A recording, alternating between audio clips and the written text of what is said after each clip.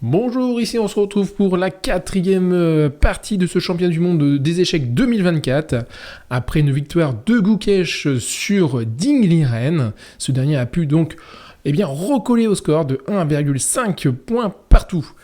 Aujourd'hui, donc, c'est Ding Liren qui a les blancs et Gukesh donc qui a les noirs. On va commencer la partie sans plus attendre avec Ding Liren qui joue cavalier donc F3.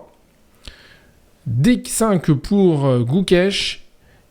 Et la première petite surprise avec E3. Alors E3, c'est pas un coup qui est souvent joué donc au haut niveau. J'ai regardé un petit peu dans la base de données de la HS, on est sur du 5% de parties jouées, ce qui n'est pas du tout énorme. Gukesh va répondre en développant son cavalier en F6, jusque-là rien d'exceptionnel.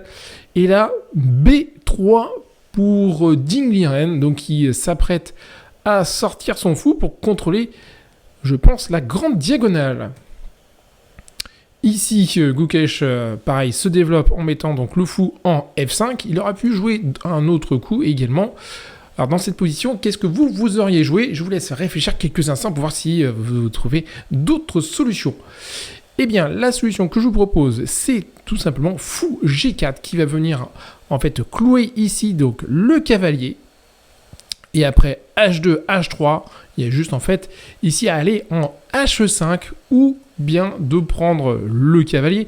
Mais après, il y aura la dame qui prend. On aurait échangé un fou contre un cavalier. On n'aime pas trop.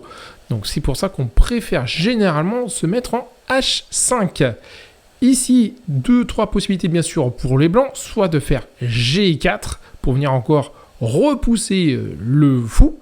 Par exemple, faisons ici.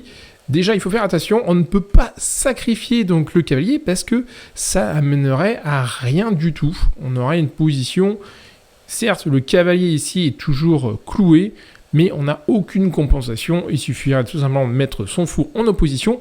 Résultat, on a perdu une pièce, on n'a gagné aucune attaque dans la partie. Donc ici, on ne peut pas reprendre, on ne peut pas sacrifier du cavalier. Ici, donc, il y a juste un seul coup à jouer, c'est tout simplement faire G6. Ici, il y a toujours un léger avantage pour blanc, mais c'est une position qu'on n'aime pas trop jouer parce que ça nous enlève une option. L'option pour blanc étant de faire le petit roc. Maintenant, c'est une option qui n'est plus du tout d'actualité. Après, les blancs vont choisir plutôt de se développer avec leur fou pour après faire le grand roc. Donc c'est pour ça que dans cette position, on ne fait pas généralement G4, mais on va plutôt chercher un autre coup, alors pas celui-ci, c'est une erreur. On va plutôt se développer avec, ici, c'est en B2 pour le fou. Mais ce n'est pas ce que a joué Gukesh. Gukesh a joué donc fou F5. Ici on développe donc tout simplement une autre pièce côté blanc. H6 joué par Gukesh. Et ici la pointe dans cette ouverture avec le coup incroyable, fou, A3. Alors, je ne connaissais pas. Je viens d'apprendre ce coup. Waouh, A3, je n'aurais jamais pensé. Pour moi, quand on fait B2, B3, c'est pour mettre le fou en B2 pour pouvoir contrôler toutes ces games-là. Mais là, le coup A3, alors il m'a fallu quand même pas mal de temps pour comprendre. J'ai regardé plusieurs analyses sur Internet. Et effectivement, ce coup, ça permet de contrôler ces diagonales-là. Ça empêche, ça dérange un peu le développement des noirs. Si on développe directement, traditionnellement, avec ici E6, les blancs seraient contents de pouvoir reprendre ici l'autre fou. Et là, deux possibilités. Soit donc on reprend avec du cavalier, mais à ce moment-là, on est complètement déroqué. Et si on reprend avec la tour, on ne pourra plus faire le petit roc. On sera obligé après d'aller faire le grand roc de l'autre côté. Mais généralement, dans cette structure-là, on n'aime pas, car après, va y avoir donc la marée de pions blancs qui va donc arriver et notre roi va être sous pression. C'est pour ça qu'ici, on ne peut pas faire donc E6. Il faut faire un petit coup de préparation quand même avant, un autre coup de défense. Et l'autre coup de défense, c'est le cavalier. Cavalier ici en D7 qui vient soutenir, vous voyez, qui vient défendre le fou en F8.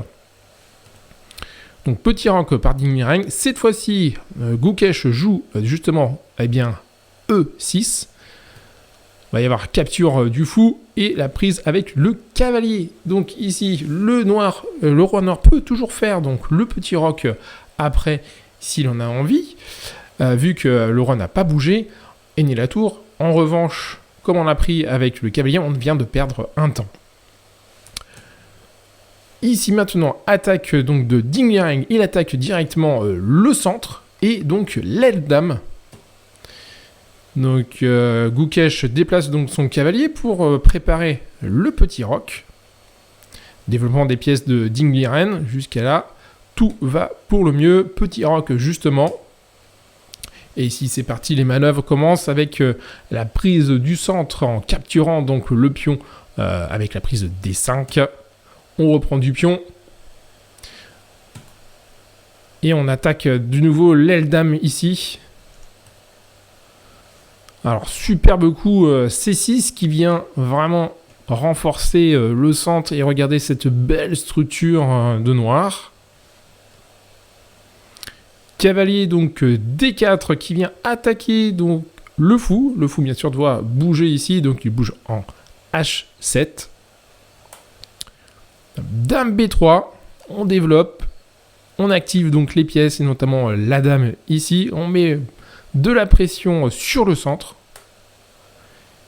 Cavalier E5 et A4. A4, on vient encore pousser des pions sur l'aile dame. Vraiment, le jeu se trouve tout sur l'aile dame. A noter que on aurait pu aussi faire autrement. On aurait pu faire F4 à la place pour venir attaquer le cavalier. Mais le cavalier a juste allé en D7. Et là, on s'aperçoit que la structure blanche est un petit peu moins bonne maintenant. Et que ça va être un peu plus compliqué. Et il va y avoir des cases très intéressantes pour noir. Qui est soutenu, vous voyez, avec le fou ici. Donc, ici, Gukesh joue tour C8. La tour C8 ici, qui permet de venir, renforcer ici cette colonne. À 5 joués, on pousse encore pour essayer de casser la structure noire. Aux échecs, c'est souvent le cas. On essaye de casser une structure pour faire des faiblesses et attaquer ces faiblesses. B6 joué. Alors, ici, on a fait le cavalier F3, mais on aurait pu faire autrement. On aurait pu faire tout simplement le coup A6, mais on n'aime pas trop ce coup-là. Pourquoi ? Parce que ça prive une case, en fait, vous voyez ici, pour le fou, et ça ne libère en rien donc la tour. Donc, c'est pas très favorable. En revanche, effectivement, on aime bien des fois pousser le pion ici en A6 afin de mettre, pourquoi pas, donc un cavalier sur B7. Ce serait assez fort. Mais donc ici, Ding Liren, lui, a choisi plutôt cavalier F3. Il propose donc l'échange des cavaliers. Voilà qui est fait avec, bien sûr, après la reprise en F3, fou F3. La poussée du pion D4. Ça y est, on commence à ouvrir les lignes côté noir. On pousse. Alors ici, on ne va pas reprendre, bien sûr, du pion parce qu'il y aurait dame qui prendrait le pion, tout simplement. Donc ça serait bien sûr avantage noir. Donc ici, le seul coup possible, c'est de déplacer notre cavalier. Et on vient maintenant attaquer 2 fois, vous voyez, le pion. Donc pion prend.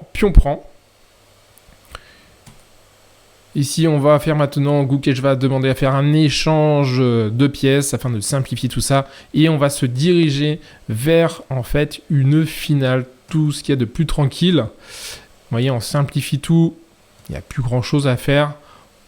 Et donc, ça va finir, je fais défiler un peu la partie, parce qu'il n'y a plus rien à commenter. Ça va être vraiment, une nulle. Voilà, on s'oriente vers la nulle, tout simplement. Ici, vous voyez, il y a la proposition d'échange des dames acceptée par Ding Liren et ça va faire finir par une répétition. Voilà, donc une partie qui se termine avec un match nul. Et on va attendre donc la 5e partie avec cette fois-ci Gukesh avec les Blancs. On va voir quelle ouverture il va choisir et comment Ding Liren va pouvoir supporter encore la pression. Je vous dis donc à bientôt pour une 5e partie. Lâchez un pouce si vous aimez cette vidéo et surtout postez en commentaire qu'est-ce qui vous a plu dans cette partie. Allez, à très bientôt pour de nouvelles aventures.